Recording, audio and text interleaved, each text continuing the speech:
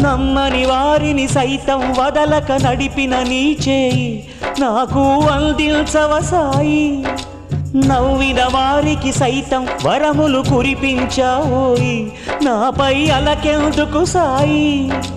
నిన్నదాకా నా కన్నులు మూసిన అహం అలిసిపోయి కన్నీట కరిగిపోయి, నిన్నుగాక ఇంకెవరిని వేడను అంటున్నది సాయి. పాదాలు కడగని ఏ మరుపాటున ఉన్నావా, నా మొర వినలేకున్నావా, నా పొరపాటును మన్నిల్చక నువ్వు లేవేమో అనిపిస్తావా.